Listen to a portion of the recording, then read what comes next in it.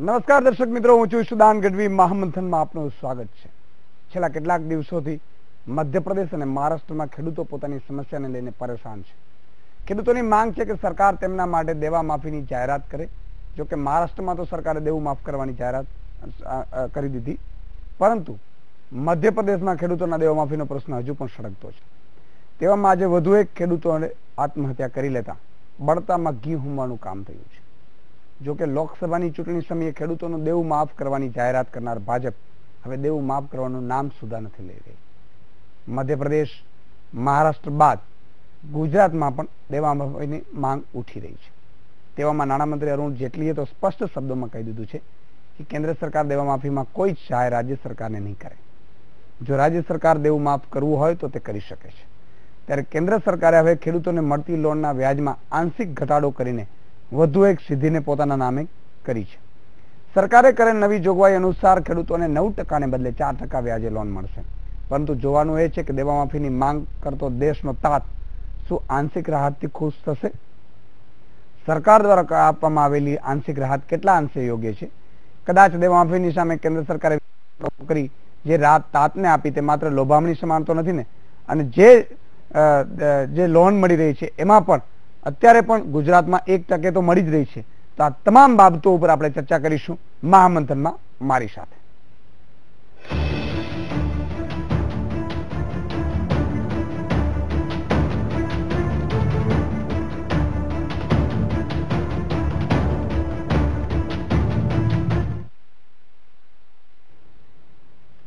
કેન્દ્રની નરેન્દ્ર મોદી સરકારે ખેડૂતોને સસ્તા દરે લોન ઉપલબ્ધ કરાવવાના પ્રસ્તાવને મંજૂરી આપી દીધી છે. કેન્દ્રીય કેબિનેટની બેઠકમાં ખેડૂતો માટે વ્યાજ વાપસીની રકમને પણ મંજૂરી આપી દીધી છે. આ સ્કીમ હેઠળ સરકાર ખેડૂતો દ્વારા ચૂકવેલા વ્યાજનો 5% હિસ્સો પરત કરશે.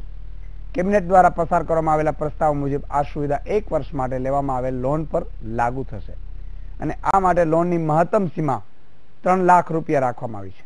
આ નવી સ્કીમ હેઠળ સરકાર આશરે 19,000 કરોડ રૂપિયા ખર્ચ કરશે, જેમાં ખેડૂતોને 9% વ્યાજ પર મળનારી લોન હવે 4% વ્યાજ પર મળશે.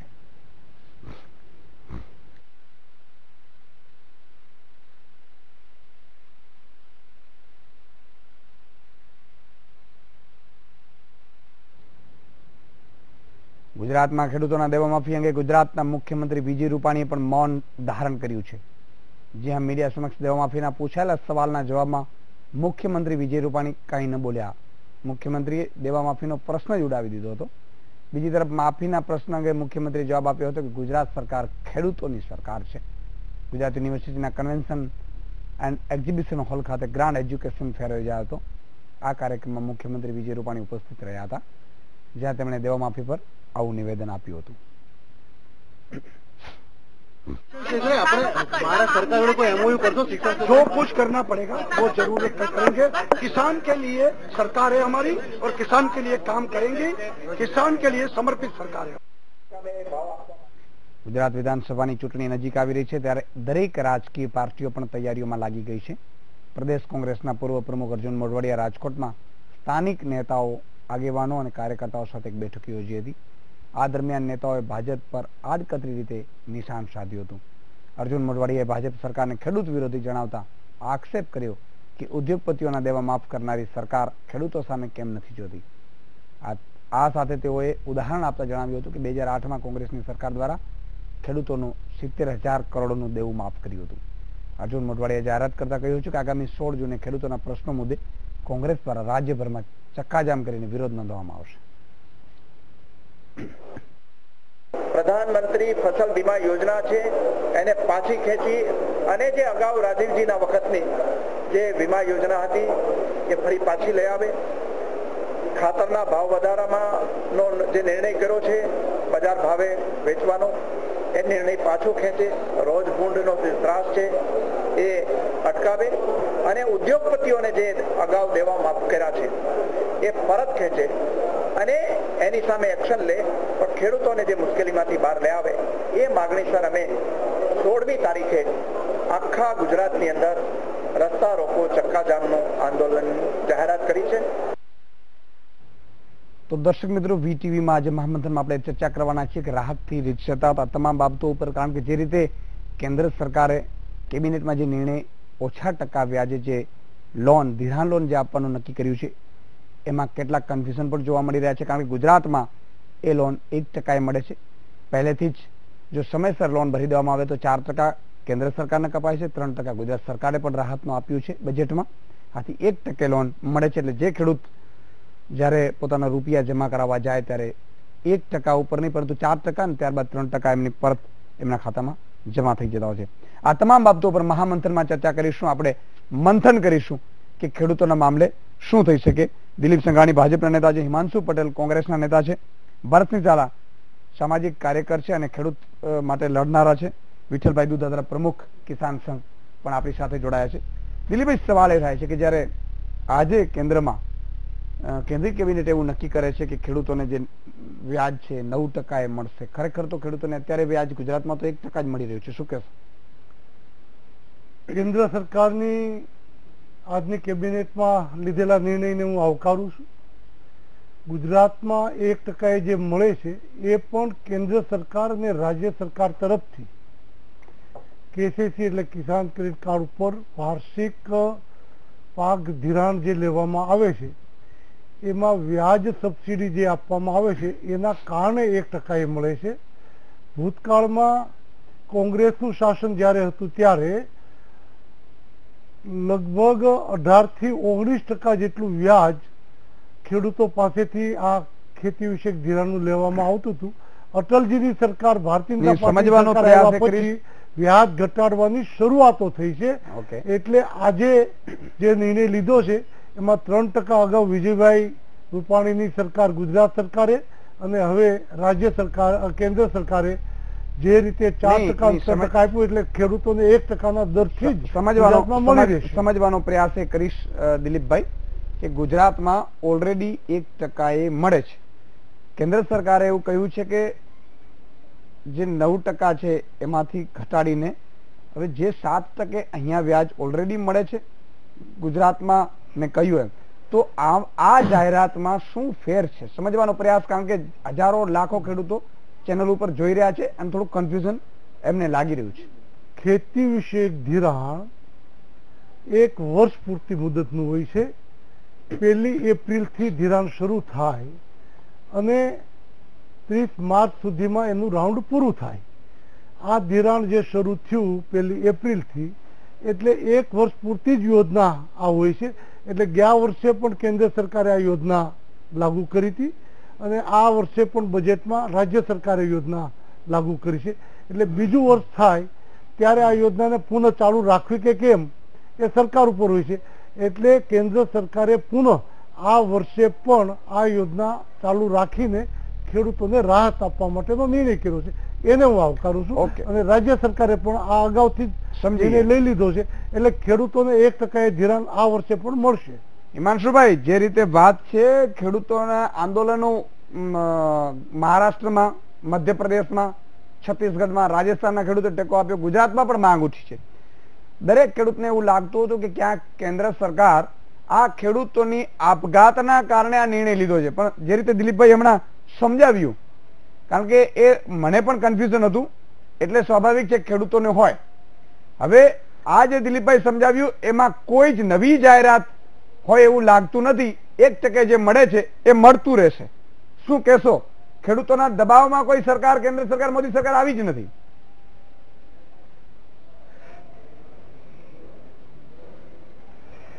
સૌથી પહેલા તો હું આપને દિલીપભાઈને સીધું પૂછીશ કે શું દિલીપભાઈ છેલ્લા 2 વર્ષથી આ લાભો મળ્યા છે? તમારી જે જાહેરાતો છે ખેડૂતોની વ્યાજ માફીની કે એ છેલ્લા 2 વર્ષમાં કોઈ ખેડૂતનો લાભ મળ્યો છે? છેલ્લા 2 વર્ષથી પેલા મારા પ્રશ્નોનો જવાબ આપો, પછી તમે પૂછો. હિમાંશુભાઈ પેલા મારા પ્રશ્નોનો જવાબ આપો. પહેલા મારા પ્રશ્નોનો જવાબ આપો. એ દિલીપભાઈને પૂછશું. ચાલો.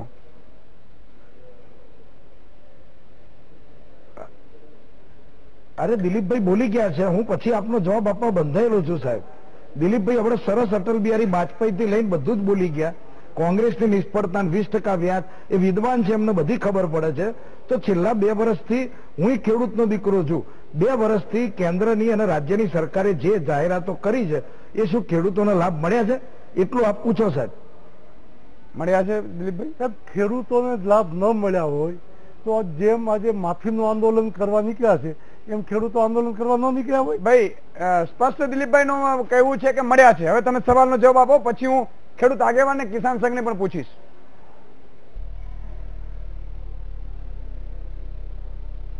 દિલીપભાઈ, આપનો વીટીવી ના માધ્યમથી ચેલેન્જ કરીને કહું છું કે આ તમારી લોલીપોપ સરકાર છે, એની માત્ર જાહેરાતો કરી છે. ગુજરાતનો ખેડૂત આજે પણ તમારા વાયદા અને વચનોનું રાહ જોવે છે. આજની જે જાહેરાત છે વ્યાજ માફીની, એ માત્ર લોલીપોપ છે. એનાથી ગુજરાતના નહીં, દેશના કોઈ ખેડૂતને ફાયદો નથી થવાનો.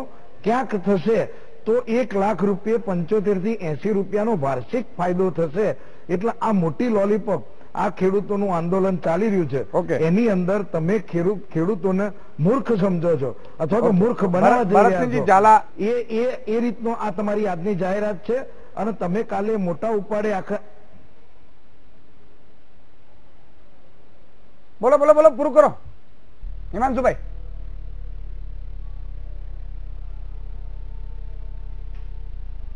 એટલે આ ખેડૂતોની વાતો કરનારી સરકાર છે, લોલીપોપ સરકાર છે, અને આ નાટક કંપની છે. ઓકે, ગોળી બી એ મારે છે અને ઉપવાસ પણ આ લોકો બેસતા હોય છે.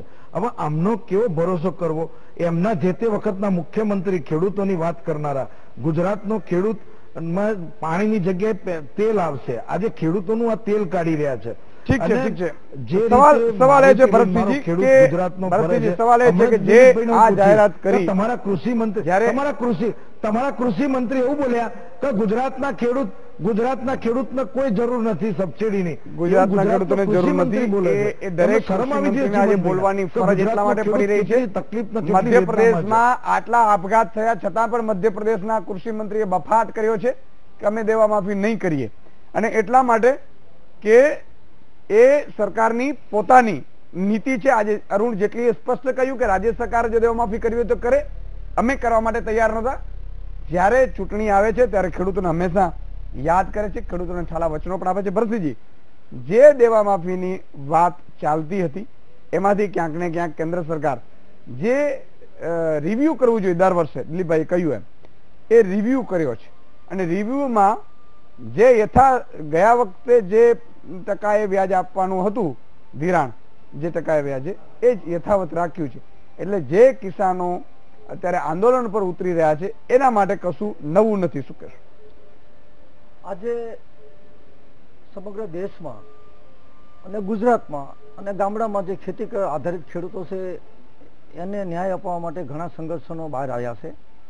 હું રાજનીતિક રીતે વાત નથી કરવાનો, પણ સમગ્ર શરીર સડી ગયું હોય અને પછી નખ કાપવાની વાત છે એવી કાપશે. આ દેવા નાબૂદી, વીપી સિંઘની સરકારે 19,000 કરોડના દેવા નાબૂદ કર્યા, કોઈ ખેડૂતનો વિકાસ ન થયો.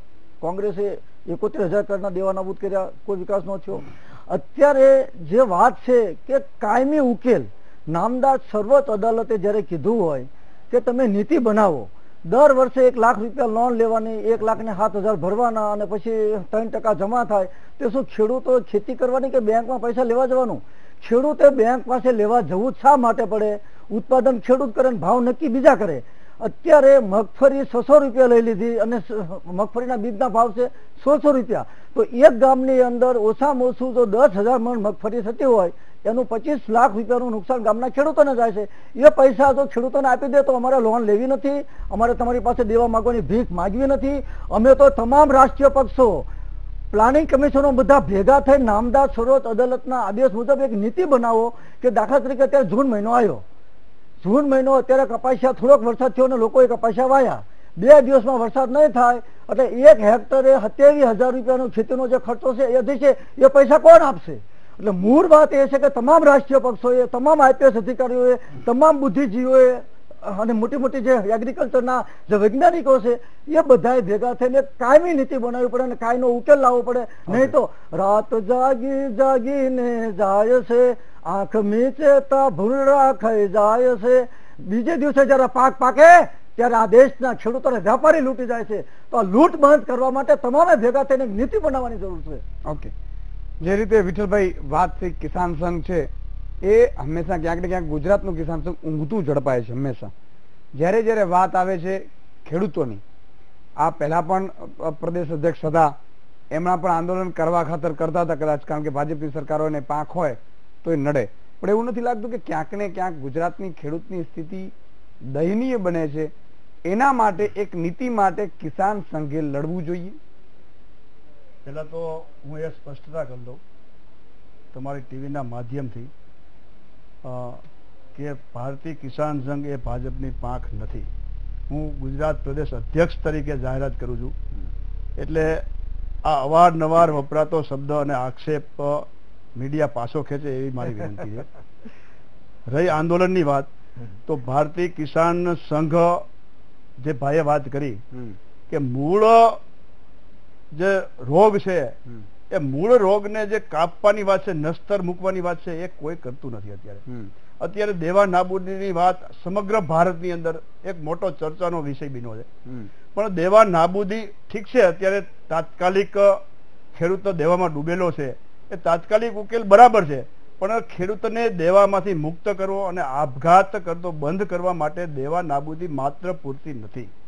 એને માટે તો સમગ્ર તૈયાર ખેડૂતની આવક વધે એને માટેના પ્રયત્ન થવા જોઈએ. પણ એવું પ્રયત્નો ન થાય ત્યાં સુધી શું કરવું જોઈએ? ખેડૂતો આપઘાત કરી રહ્યા છે.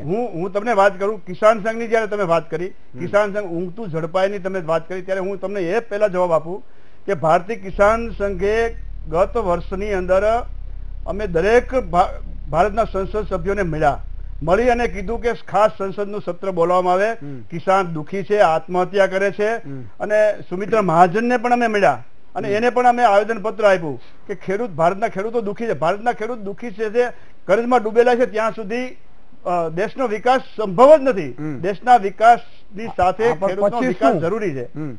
એટલે અમે ભારતીય કિસાન સંઘ આંદોલન ઊંઘતું ઝડપાયું એ વાત ખોટી છે. હું એટલા માટે દાવા સાથે કહીશ વિઠ્ઠલભાઈ, પણ તમે તમારી વાત પૂરી કરો, હું દાવા સાથે તમને કહીશ કે કેમ ઊંઘતું ઝડપાયું છે કિસાન. અત્યારે જો તમને વાત કરું કે ગુજરાતના ટોટલ જિલ્લાની અંદર અમે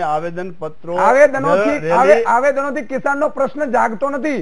મહારાષ્ટ્રમાં કિસાનોને પ્રશ્નો એ લડ્યા અને દેવા માફીનો લાભ લીધો છે. તમે ક્યારે કિસાન સંઘ લડાવીને દેવા માફીનો લાભ લેવડાવ્યો છે? મને કહો. મારી વાત સાંભળો. તમે દેવા એ જ કહું છું તમને, પણ તમે નીતિ ન બનાવી શકો તો ત્યાં સુધી કંઈક તો અપાવી શકો કે નહીં? ઇસ્યુ અત્યારે માત્ર દેવા માફી. હું તમને એથી આગળ કરું છું. ભારતીય કિસાન સંઘે દેવા માફીથી ને પણ આગળ એના અત્યારે માલના ભાવ મળવાની કોઈ વાત નથી કરતું.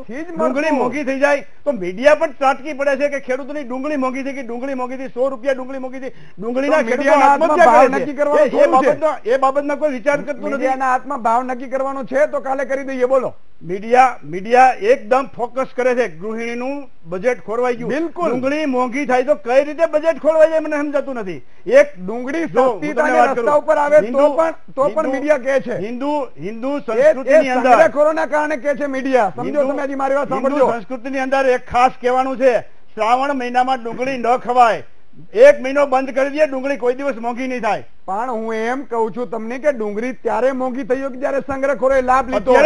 બાકી ડુંગળી જયારે 1 રૂપિયા કિલો વેચાઈ હોય ત્યારે પણ મીડિયા ઉઠાવે છે. મીડિયા ઉપર જવાની જરૂર નથી. મારા સાહેબ તમને વાત કરું, ડુંગળીનો સંગ્રહ ન થાય. તમે ખેડૂત નથી, ડુંગળીનો સંગ્રહ કરો.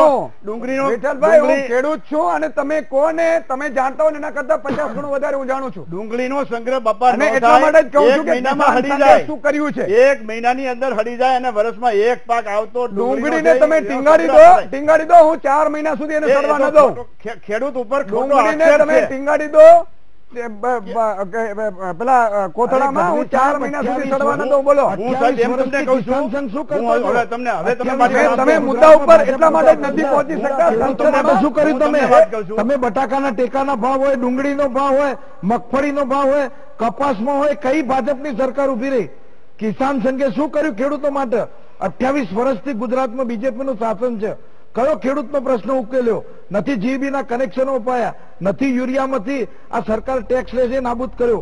તમે ગુજરાતના ખેડૂતોને ગોળીઓ મારી. અરે આ ભાજપના સત્તા લાવવા માટે કિસાન સંઘે ગેરકાયદેસર કાર્યક્રમ આપ્યો હતો, વિધાનસભાનો ઘેરાવો. એમાં 27 ખેડૂતો આ કિસાન સંઘના લીધે મરી ગયા હતા. આ બધો જવાબ આ 28 કોને માર્યા હતા? એ માર્યા હતા કોને? ગુજરાતમાં કોંગ્રેસે તમે માર્યા હતા. એના માટે જવાબદાર કોંગ્રેસ છે. કિસાન સંઘે. માત્ર કોંગ્રેસ જ જવાબદાર છે એને માટે. અરે તમે ગેરકાયદેસર કાર્યક્રમ આપે છો. કિસાનોને ગોળી તમે દેનાર 29 કોંગ્રેસ છે અને એ જ કોંગ્રેસને ખેડૂતના પક્ષમાં બોલવાનો અધિકાર નથી અત્યારે. અરે 28 વર્ષમાં તમે ચૂંટણી આવી ખેડૂતો માટે શું છે કર્યું? ચૂંટણી આવી છે એટલે મુદ્દો લઈને ખેડૂત વ્યાજ માફીનો મુદ્દો લઈને કર્જ માફીનો મુદ્દો લઈને કોંગ્રેસ હાલી નીકળી છે. બાકી ખેડૂતોને જરૂર છે એવું તમને નથી લાગતું? ભાજપ કેમ નથી કહેતા? તમને નથી લાગતું કે ખેડૂતોને આજે જરૂર છે? અરે તમે કેમ આટલા ગપગોળા ભાજપના સહન કરો છો? ભાજપની નથી ભાજપની સામે પણ લડત કરી છે અમે 2002 ની અંદર. સાંભળો તમે મારી વાત. તો કેમ લડતા નથી ખેડૂતોના પ્રશ્ન માટે? 2002 ની અંદર નરેન્દ્ર મોદી સરકારમાં જ્યારે કપાસમાં ભાવ વધારો કર્યો તમે કેમ લડવાના આવ્યા? નરેન્દ્ર મોદી ક્યાં રોડ ઉપર આવ્યા છે કિસાન સંઘ વાળા? લીધો હતો અને ખેડૂત બાપડો બિચારો સરકાર તમારા ગુજરાતની અંદર અમે એક પણ એની સભા થવા નહીં દઈ. અમે સભા નથી થવા દીધી 2002-03 ની અંદર. નરેન્દ્ર મોદીએ તો અમે 21 સભાઓ ગપ્પા છોડ્યા છે. ત્યાર પછી કિસાન બધું સંઘે બધું ભાજપને ગોઠવાઈ વાત ભારતની ત્યાર અંદર પછી શું થયું ખેડૂતો? ભારતની ત્યાર અંદર પછી શું થયું? 2002 પછી શું થયું વિઠ્ઠલભાઈ? બાકી કોઈનો 2002 પછી શું થયું? 2002 પછી મને એક કિસ્સો દેખાડો ચાલો. અને અનેક વખત રજૂઆતો હું તમને રજૂઆતો નથી થતી. આના માટે 20 રૂપિયા પ્રતિ હોર્સ પાવરનો ભાવ વધારો ભાજપની સરકારે કર્યો હતો. અમે એલાન કર્યું હતું કે અમે 1 પણ રૂપિયાનો ભાવ વધારો નહીં, કે અત્યારે 800-850 રૂપિયા પ્રતિ હોર્સ પાવર. અત્યારે ખેડૂતો એ ફરીથી કોને આધારે ફરી છે? ખેડૂતોના અનેક પ્રશ્નોની અનેક રજૂઆતો કરી અને આંદોલન સમેલનો કરી અમે કિસાન સંઘના પ્રશ્ન કોની સરકારે કઈ પાર્ટીએ ખેડૂતોને હામી છે? બતાવો મને. ગોળી બાદ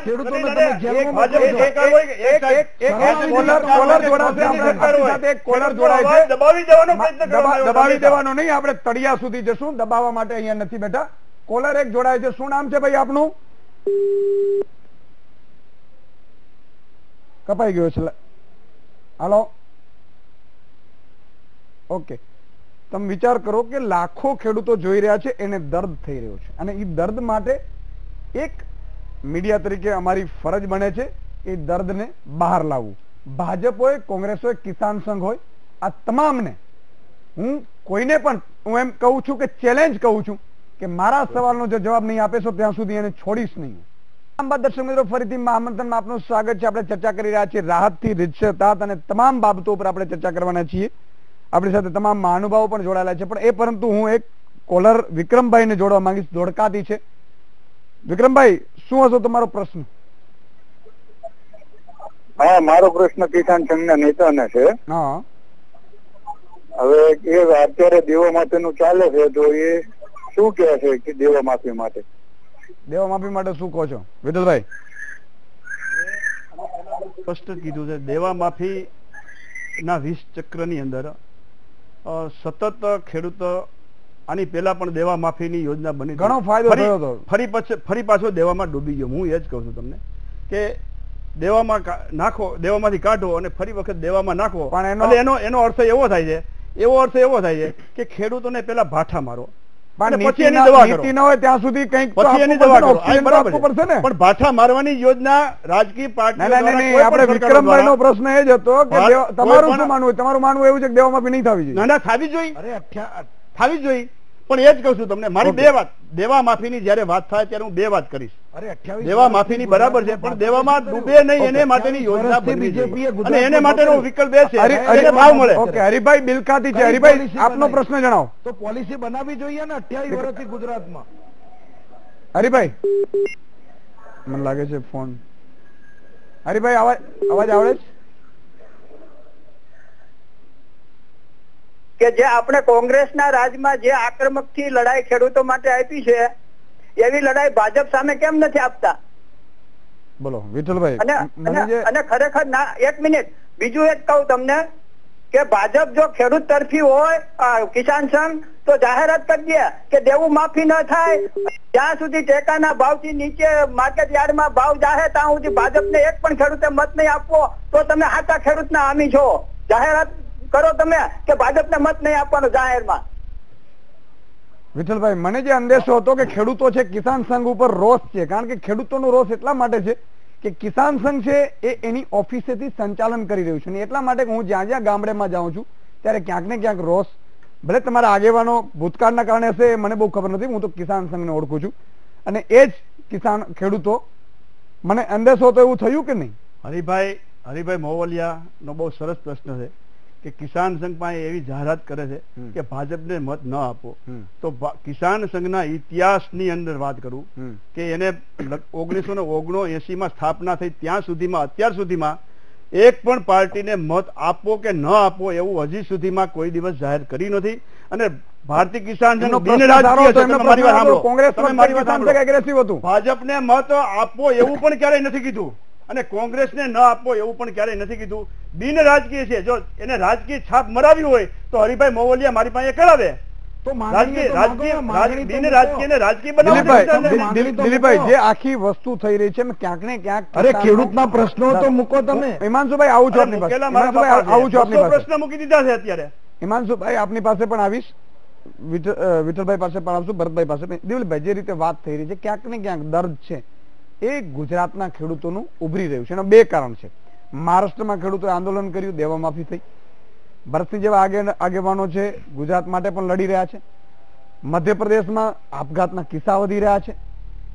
અને ખાસ કરીને ગુજરાતમાં કિસાન સંઘ ચૂપ છે, કારણ કે કિસાન સંઘે આંદોલન શરૂ નથી કર્યું. એટલે ખેડૂતો છે એ ફસાયા છે કે જે આગેવાનોની નિયુક્તિ કરી છે એ આગેવાનો શાંત છે, માંગણી મૂકતા નથી, આંદોલન માટે કહેતા નથી.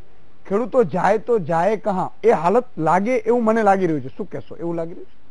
મને લાગે છે કે ચૂંટણી આવે એના કારણે રાજકીય રીતે આ મુદ્દાઓને ઉછાળવામાં આવે છે. ગુજરાતમાં આંદોલન કે માગણી નથી એટલે કિસાન સંઘ ખેડૂતોના પ્રશ્ને જાગૃત નથી. કેવું કિસાન સંઘને ખૂબ મોટો અન્યાય ગણાશે. કિસાન સંઘની ઓફિસ, હું કિસાન સંઘનો સભ્ય નથી, હું એક ભારતીય જનતા પાર્ટી રાજકીય પાર્ટીનો સભ્ય છું. અમારી સામે પણ કિસાન સંઘે ભૂતકાળમાં આંદોલન કર્યું છે. અમારી સમક્ષ કેટલાક પ્રશ્નો લઈને કૃષિ મંત્રી હતો ત્યારે જીવનદાદા નથી કર્યા દિલીપભાઈ, ખોટું બોલો છો તમે.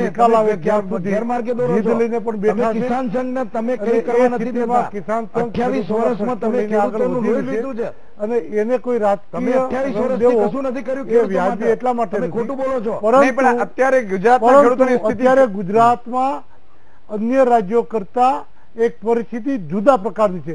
એ ખાલી ગુજરાતની જ વાત કરું.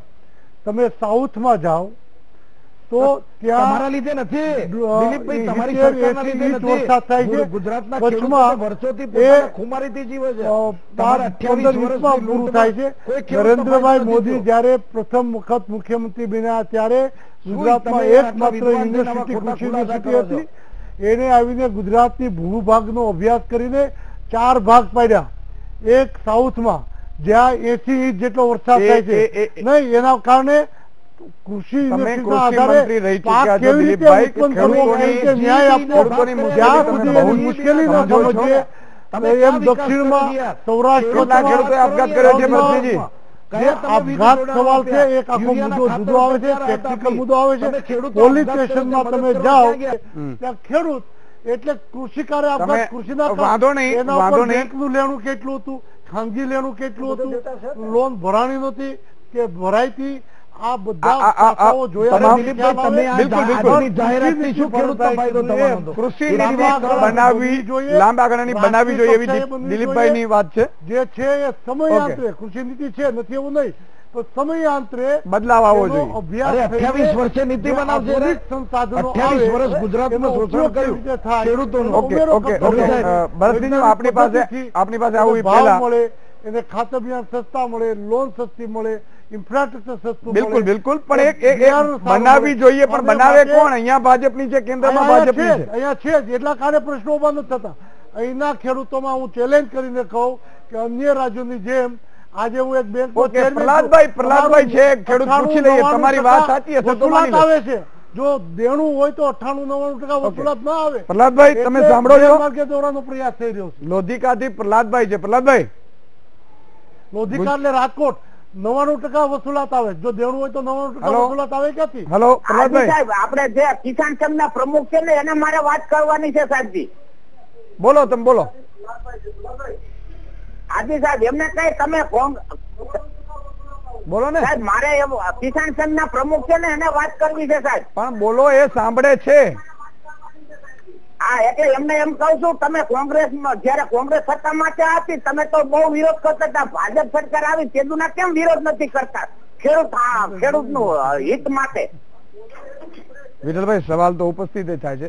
આભાર પ્રહલાદભાઈ. એક આ છે ને છાપ એ તમારે ભૂસવી પડશે, અને જો નહીં ભૂસે ને કિસાન સંઘ, તો ખરેખર કિસાન સંઘમાં આપણે હોદ્દેદાર તરીકે રહેવું મને લાગે છે ત્યાં સુધી એ પણ અન્યાય ગણાશે કિસાનોનો. શું કહેશો તમે? હવે ખરેખર તો આ બહુ ગહન વિષય છે. આવા આક્ષેપો તો આની પહેલા પણ થયેલા છે, પરંતુ કોંગ્રેસના શાસનમાં અને ભાજપના શાસનમાં અમુક અંતર છે, ફરકો છે. જ્યારે કોંગ્રેસનું શાસન હતું ત્યારે કિસાન સંઘની શરૂઆત હતી એકદમ. એક વખત તો શરૂઆતની અંદર જયારે કોંગ્રેસ સામે આંદોલન કે રજૂઆતો કે નાના એવા દેખાવ થયા ત્યારે કોંગ્રેસે એવો આક્ષેપ કર્યો હતો કોણ કિસાન સંઘ, કિસાન સંઘ એટલે અને એના પછી ભાજપે શું કર્યું? ગુજરાતના ખેડૂત પેલા તો તમે બોલવા દો, પેલા તો મને બોલવા દો ને પછી તમે વાત આપો. તમને તો પેલા એ સેન્સ નથી કે કોક બોલતા હોય તો વચ્ચે બોલાય નહીં, એટલી સેન્સ પણ તમારામાં નથી. એટલે બોલવા દો તો મને મારી સ્પષ્ટતા તો કરવા દો. એ પેલા તમે વચ્ચે કૂદી પડો છો. શું ખેડૂતોનું કર્યું? કોંગ્રેસ તો એમ માનો ને કે અત્યારે એમ માનો કે બતાવો ને, કુદી ભાંગી થઈ છે, ભાંગી ગઈ છે, સત્તાથી બહુ દૂર છે. હું એમ કહું છું, મારી વાત તમે સ્પષ્ટ સાંભળો. અરે કોંગ્રેસ ની વાત છોડો ને યાર. દિલીપભાઈ ભાજપ ખેડૂતોનું શું કર્યું એ વાત તો બતાવો. ટેબલ ઉપર સોલ્વ કર્યા. અને કોંગ્રેસ તો અમને બેસવા નહોતી તે સ્થિતિ હતી. એ આંદોલન કરવાની ફરજ પાડતી અમારી માથે, કારણ કે એ એવું કહેते કે કિસાન સંઘ એવું સંગઠન નથી.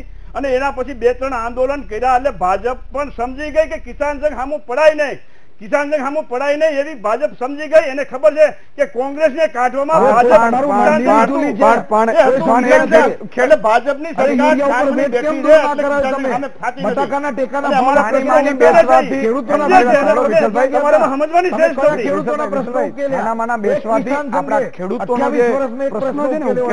ખાલી ગપ્પા મારો છો. હિમાંશુભાઈ, હું તમારી પાસે આવી છે. પેલા ભરતસિંહજી, આપને કેવા માંગતા હતા?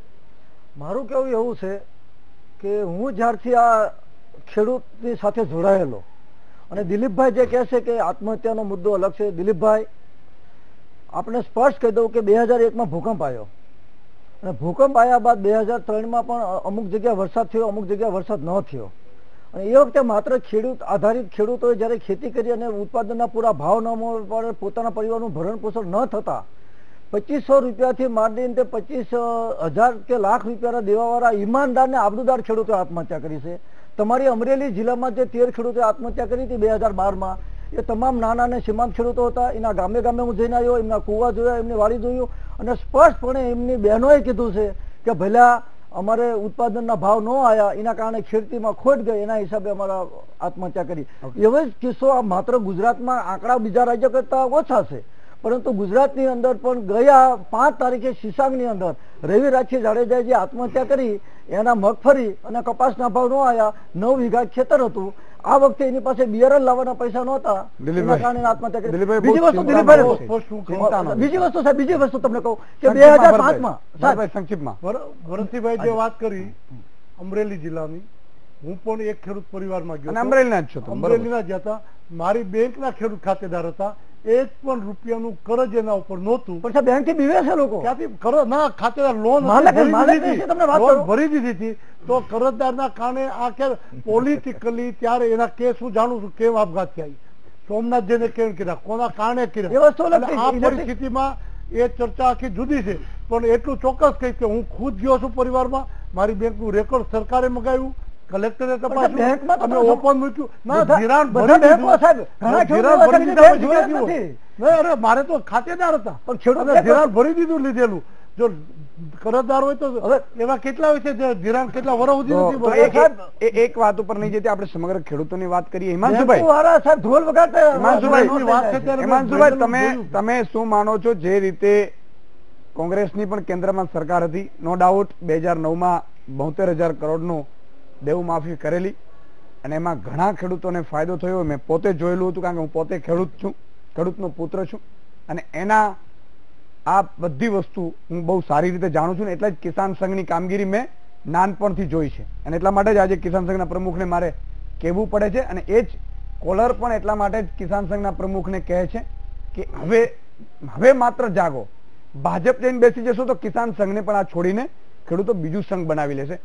જે રીતે વાત છે હિમાંશુભાઈ, કોંગ્રેસે પણ ક્યાંક ને ક્યાંક ખેડૂતોને ભૂતકાળમાં પણ અન્યાય કર્યા છે અને આજે પણ જે રીતે ખેડૂતોના હિતની વાત આવે છે ત્યારે કોંગ્રેસ માત્ર ધરણાઓ કરીને શાંતિથી બેસી જાય છે. કોંગ્રેસના કોઈ નેતાએ 20 કે 25 દિવસ ઉપવાસ કર્યો હોય એવું મને સાંભળતું નથી.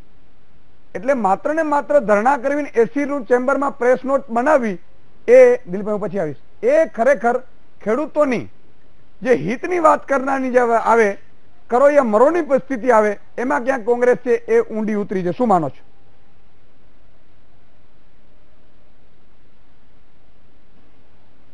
સાહેબ, હું ખેડૂતનો દીકરો છું. હું કઈ એવું કોંગ્રેસના ગીત ગાતા પહેલા તમને એક યાદ દેવડાવીશ કે આ ભારતના ખેડૂતોને જે હક કોંગ્રેસે આપ્યો, ખેડે એની ખેતર અને રહેનું ઘર, એ માલિકો બનાવનારી કોંગ્રેસ પાર્ટી છે. એ વાત અમારી સરકાર હતી ને કામ કર્યું હતું. 70,000 કરોડનું 4 વર્ષ પહેલા આ અચ્છે દિન વાળી સરકાર આવી એના પહેલા 70,000 કરોડનું ખેડૂતોને દેવું નાબૂદ કરેલું. અમારા શંકરસિંહ વાઘેલા એ જયારે ટેક્સટાઇલ મિનિસ્ટર હતા ત્યારે જે કપાસના ટેકાના ભાવ કોંગ્રેસના માન્ય શંકરસિંહ વાઘેલાએ 1600 રૂપિયા એક આખા દેશના ખેડૂતોને કપાસના ભાવ વધારી આપ્યા હતા. આવી હું તમને આજે ખેડૂતનો 7 બાર લેવા એ ગ્રામ પંચાયતે જતા હતા, આજે ગાંધીનગરના ધક્કા ખાય છે. આજે 7 બારમાં પોતાના બાપને વારસાઈ કરવા માટે 25,000 રૂપિયાનો ભ્રષ્ટાચાર થાય છે. આજે ખેડૂતોના જીઈબી ના મીટરોના જીઈબી થી જે ત્રાસ થયો છે અને જે સવાલનો જવાબ એ છે બીજેપી, મારો સવાલનો જવાબ એ છે કે કોંગ્રેસ પણ કેમ લડતી નથી ખેડૂતોના પ્રશ્નોને લઈને? કોંગ્રેસ ચૂપ છે. અરે હું એ જ કહું સાહેબ, મારી વાત તો સાંભળો. અરે એ જ કહું છું સાહેબ, ગુજરાતની અંદર મગફળીનો ભાવ હોય, કપાસનો હોય કે બટાકાની વાત હોય કે ખેડૂતનો આપઘાતની વાત હોય તો હું જવાબદારીપૂર્વક કહું છું કે કોંગ્રેસ હંમેશા લડી છે, ઉભી રહી છે. અને આ કિસાન સંઘના નેતાઓને હું વીટીવીના માધ્યમથી આજીજી કરું છું, વિનંતી કરું છું કે 16મી તારીખે ગુજરાતના રસ્તા રોકોનું આંદોલન કોંગ્રેસે આપ્યું છે તો કિસાન સંઘ જો ખેડૂત પ્રતિનિધિ હોય, ખેડૂતોના પ્રશ્નો માટે જો લડતો હોય તો કિસાન સંઘ કોંગ્રેસને જો કોઈ રાજકીય પાર્ટીનો હાથો ના હોય તો 16મી તારીખે ખેડૂતોના પ્રશ્નો માટે ગુજરાતના રસ્તા રોકો આંદોલનની અંદર અમે અમને વિનંતી કરીએ છીએ કે તમે અમારી સાથે, હજી લેટ નથી થયા. બિલકુલ બિલકુલ એ તમારી ભાવ માટે, વીજ જોડાણ માટે, યુરિયામાંથી કોંગ્રેસ પણ બિલકુલ બિલકુલ. હિમાંશુભાઈ, એક સમય થયો છે વિરામનો. દર્શક મિત્રો, વિરામ બાદ તુરંત મળીએ છીએ. 2009માં 70,000 કરોડ કરતા વધારે ખેડૂતોનું દેવું માફ કર્યું એનું ગૌરવ લેવા જાય છે ત્યારે હું ગંભીરતાપૂર્વક એ દિશા તરફ વીટીવીના માધ્યમથી સમગ્ર સમાજ અને જાહેર ક્ષેત્રના લોકોનું ધ્યાન દોરું છું. આંતરરાષ્ટ્રીય ક્ષેત્રે ભારતમાં સહકારી પ્રવૃત્તિઓ બંધ થાય અથવા તો દબાય એ પ્રવૃત્તિ બહુ વ્યવસ્થિત થઈ રહી છે અને એના કારણે એક વૈદ્યનાથ કમિટીના નામે કોંગ્રેસના સમયે ખેડૂતોનું દેવું કેમ માફ કર્યું એની સ્કીમ બની અને જો દેવું જ માફ કરવું હોય તો કોઈ શરત ન હોઈ શકે, પરંતુ આ કમિટીએ ફરજ ધારી કે રાજ્ય સરકાર સહકારી કાયદામાં એટલા ફેરફારો કરે તો આ લાભ મળે. એટલે હળવે કરતા સકંજો આ દેશની સહકારી પ્રવૃત્તિનું ગળો ટૂંપવા દેવા માટે કોંગ્રેસે શરૂઆત કરેલી. એ ભાગરૂપે આ રૂપિયા આપેલા અને જે રાજ્યોએ આ કાયદો સુધાર્યો નહીં એ વિસ્તારને આજે પણ રૂપિયા ન મળે એ પરિસ્થિતિ એ કોંગ્રેસ વખતથી આજે ઊભી છે. આજે પણ એના પૈસા નથી ચૂકવાના. એટલે શરત ખેડૂતોને આપવાની નથી, શરત આ સહકારી. આજે પણ મને માહિતી છે કે અમૂલ બંધ થાય એટલા માટે એટલા કે સોપારી લઈને પૂર્વ અધિકારીઓને લઈને કરોડો રૂપિયા ફંડ ફાળવ્યું છે, જેથી કરીને હવે આંતરરાષ્ટ્રીય કક્ષાની પ્રાઇવેટ કંપનીઓ આ દેશમાં સહકારી પ્રવૃત્તિઓ બંધ કરીને પોતાનું અડો જમાવી શકે એ સ્થિતિનું નિર્માણ થયું. ત્યારે લોકોએ જાગૃત થઈને સહકારી પ્રવૃત્તિ માટે વિશ્વાસ રાખીને પોતે મક્કમ થવું પડશે.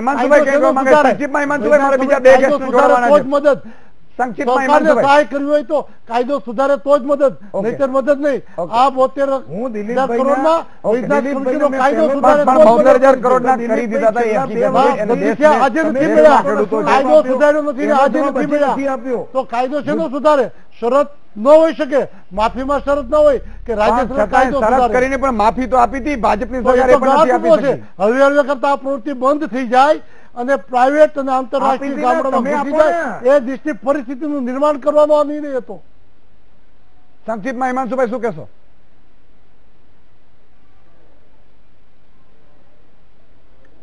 હું દિલીપભાઈને ફરી પૂછું છું કે આજની જે લોલીપોપ છે એ લોલીપોપ ખેડૂતો 2 વર્ષથી આ વ્યાજની વાતો ચાલે છે.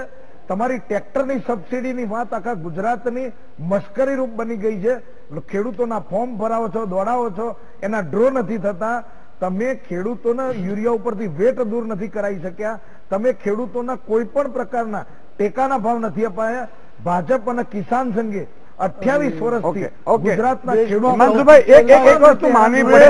વિઠ્ઠલભાઈ, એની હું ઉદાહરણ આપું છું. ગુજરાતનો દિલીપભાઈ, રોડ ઉપર આવે છે.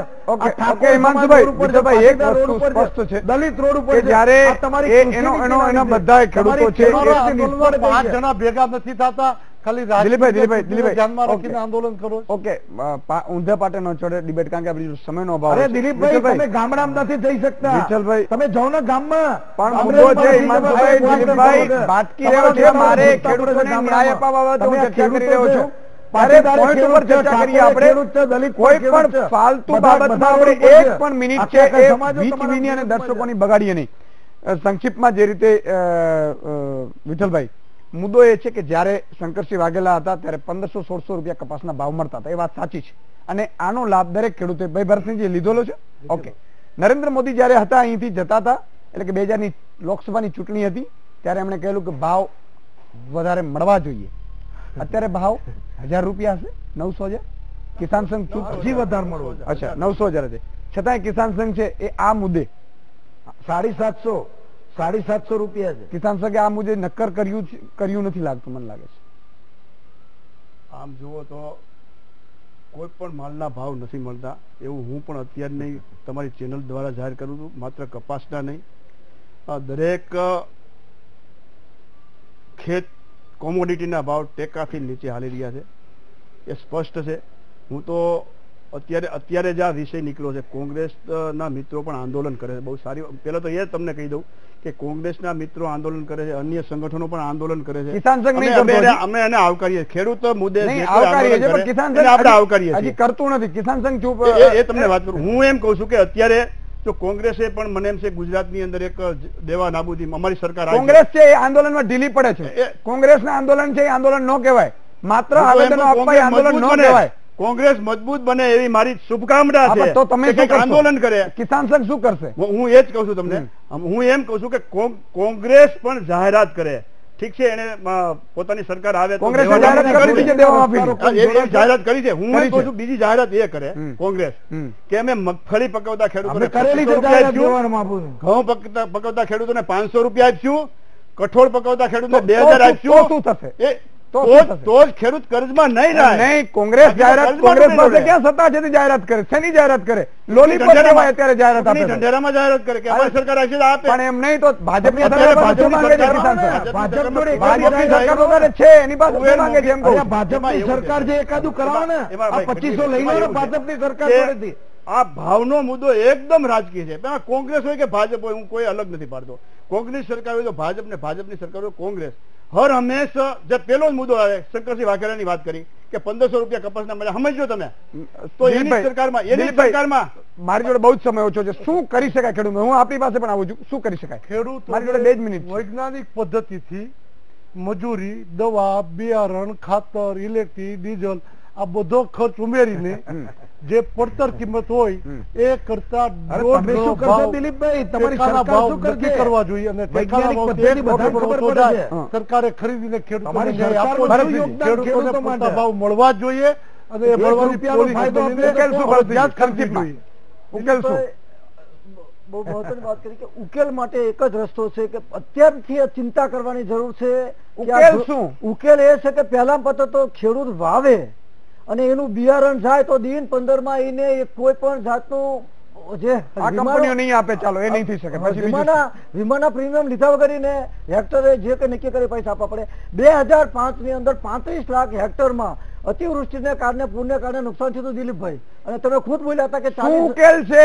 ઉકેલ પૂછું છું. ઉકેલ એ છે સરકાર તાત્કાલિક આ ગુજરાત સરકાર દિલીપભાઈ જાય મુખ્યમંત્રી સાથે બેઠક કરે અને નક્કી કરે કે પહેલા પત્ર તો ચાલુ વર્ષે તમામ ખેડૂતોના પાક ધિરાણ માફ, અને જૂન મહિનાથી તો જુલાઈ મહિના સુધીમાં વરસાદ ઓછો થાય, વધુ થાય તો નુકસાન થાય તો 1 હેક્ટરે સરકાર. હિમાંશુભાઈ ઉકેલ શું સંક્ષિપ્તમાં? કોઈ પ્રતિ આક્ષેપ નહીં. ઉકેલ શું? ઉકેલ આ લોલીપોપ સરકાર છે. ઉકેલ શું? મારે આક્ષેપ નથી જોતા. અમરેલીની અંદર ખેડૂતોની જમીન ગત ચોમાસામાં ધોવાઈ ગઈ હતી.